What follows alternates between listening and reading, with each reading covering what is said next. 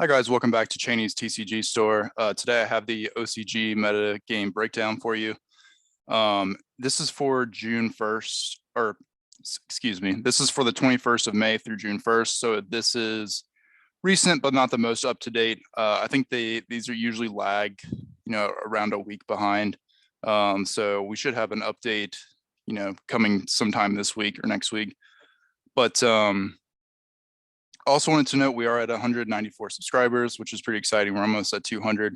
So if you've been watching these videos or you're watching this video and you enjoy it, please subscribe. It definitely helps motivate me to create more videos for you guys. But thanks to everybody that has subscribed already and has continued to watch these videos. But let's go ahead and dig on in. So the breakdown here is Splight at over 50%, 55%, almost 56. Tier Elements at 12%, Eldlook, around 5.5%. Mr. Rune at 3.5%, Exo Sister at 3, Shadal at 3, which is interesting. I honestly hadn't even considered Shadal being a part of their format, but that's pretty cool. And then Splight Evil Twin at 3%, which is interesting that they didn't just include that in Splight, but maybe it's more Evil Twin like heavy. And then others 15%.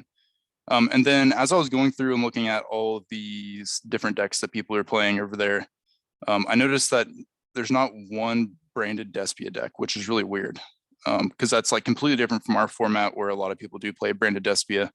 But I have noticed that there are some branded other variants. So they've got branded Cyber Dragon, branded Thunder Dragon, which is really interesting.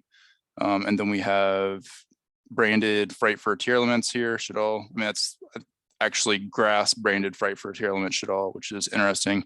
We don't have grasses greener over here, unfortunately.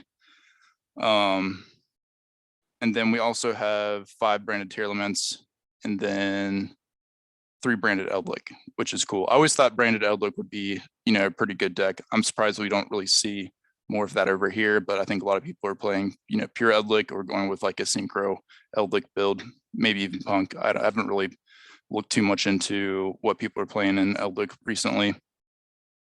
For Exo Sister, I'm glad that they're doing well over there. I hope they, have some success here as well, and, at some point in time. But other than that, nothing too surprising here. But as I was looking through, so Splight got first place in the Japan Championship 2022 area qualifier, which had 37 participants. That's really not that many, to be honest with you. I would have thought there would be a lot more. But you have different ones. You have one 5th or 8th place here for Splites. And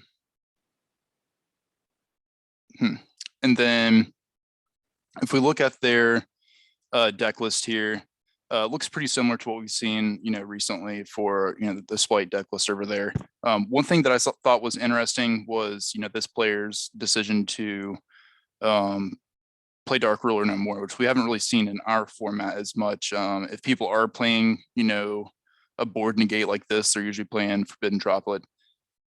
And yeah, it's just good to see this back in the game. It is powerful, but, it's really format dependent. And right now, it doesn't really make sense for our game to really play Dark Ruler anymore. But that's very cool. But then also playing 3 Solemn Judgment in the main, which is really interesting because we don't see that either. No one really plays Solemn Judgment right now, even though it's a really good card. I will say that Solemn Judgment is really good if you're playing like a branded Dynamorphia because you're, since you're cutting your life points so small to begin with to activate your effects, you're not really paying much to activate it. So if you are playing like Dynamorphia, Judgment's just busted in that deck. He is on 2 Triple Tactics Talent as well and 2 Called By, and then just doing the standard, 3 Max C, 3 Ash. That's pretty typical for most decks. And then looking through the extra deck, everything looks pretty standard here.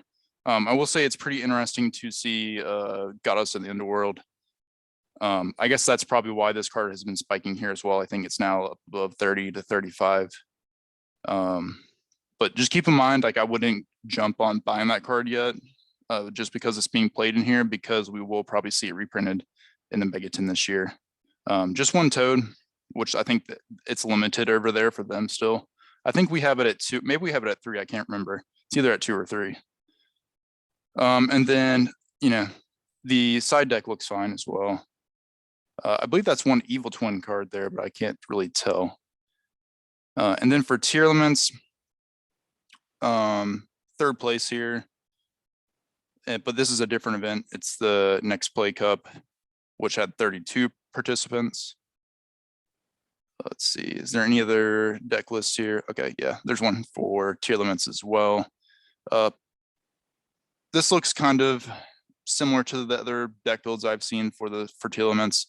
But I have noticed recently, you know, and if you saw the market watch earlier, we went over the buyout of King of the Swamp, and I had a discussion with, you know, some of the subscribers, and they said, oh, well, it's seeing play in tier elements, which is interesting because I haven't seen the deck list that played King of the Swamp in earlier metagame breakdowns for the OCG. But I you know, I'm sure that it is in there. And but this player decided not to play King of the Swamp. He's also not playing Poly, so I guess that makes sense.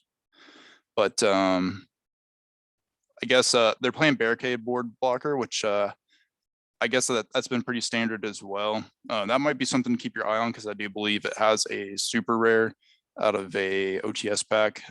Although don't quote me on that because I'm not exactly sure. They're playing Baguska too, which is pretty interesting here. And then also your Time Thief Redoer. And there are also on Baronet of Floor, which I didn't know that they played that, but that's pretty cool as well. But yeah, I think somebody was saying that Splight was playing Redoer, but Splight couldn't play Redoer because that they're like all level 2 based. So it is your tier element deck that's playing Redoer. And this is like $10 now for the secret rare from our mega tins, but there is an OTS pack super that's still like $1. I think it also has an ultra rare that's $1. So, you know, it's not too late to get those versions. I probably would stay away from the secret rare though. But beyond that, maybe even keep your eye on Baguska. So I think one of the important takeaways from this, which we've already, you know, I've already discussed earlier in this video, is it makes sense why Branded Despia, like all the cards are getting much cheaper. I think a lot of people are anticipating that the deck just won't be able to compete with Splight and possibly even tier elements, which is, you know, very interesting. I thought that Branded Despia would still, you know, do decent, like maybe Splites would still be the best deck in the room, you know, without a doubt. But they kind of fallen off the face of the map here for the OCG. But maybe this trend has turned back around. You know, for most recently, like this past weekend, which wouldn't be included here because this is, you know, cuts off June 1st. But very interesting for sure. Let me know what you guys think about this. And then, you know, feel free to comment down below any thoughts that you have. Or if you are aware of any more recent trends than what we can see here, let me know. But thanks for watching, guys. I will see you in the next video, which will probably be tomorrow or Thursday. Bye, guys.